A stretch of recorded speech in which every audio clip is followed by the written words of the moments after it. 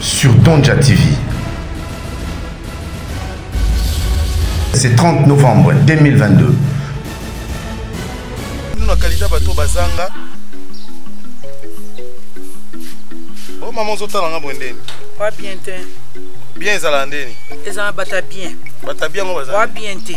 Ah maman nangai. Eh, pourquoi zo lingo betanga liba? te yo zo ningo mi tombola na place ozate poani. Siko nanzela nani atombola. Olingo mi omitia na titre ozate. Sur Donja TV, le nouveau film Fofana.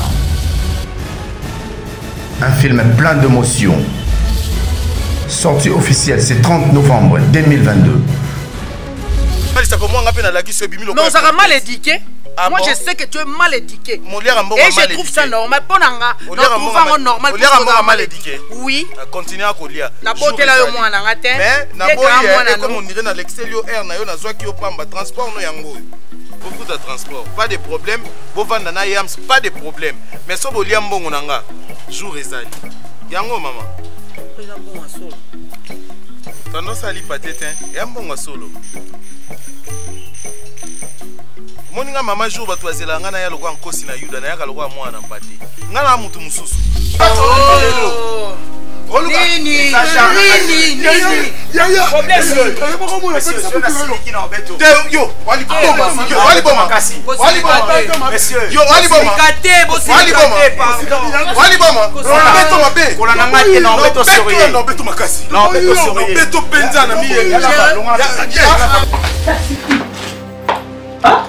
Pourquoi je suis obligée de faire semblant devant les gens que je suis heureuse?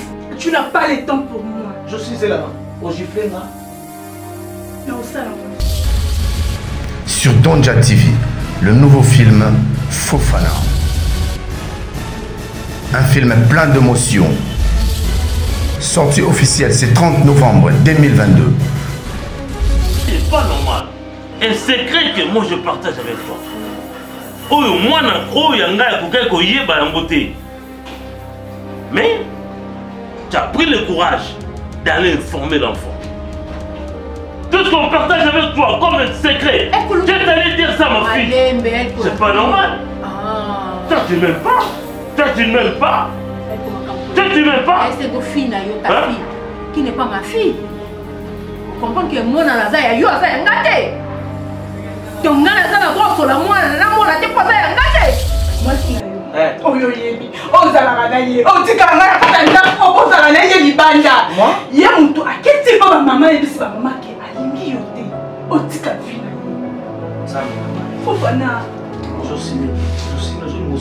Conscience na ngikosanga ngai Fofana conscience na ngashaka nazana mwasi libanda ene kuna kosa kaka Fofana a viola kinga na lingi na ngata yango na ye ko boza besoin ya oboni ya boya mbongo.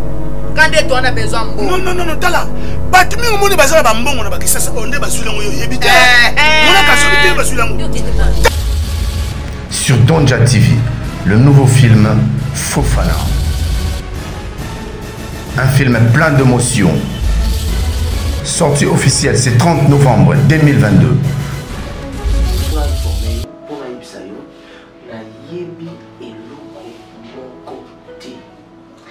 Même bana basi soki mwasi soko bazoko loba kengana salaire mosala mosali banda c'est na sali na yekete na mona yete c'est papa na comment ça mais c'est pas une chose ça reste na bato yo quand c'est des réputations no ezo beba na mobali nini otima bimisa mbongo na epo ya obala.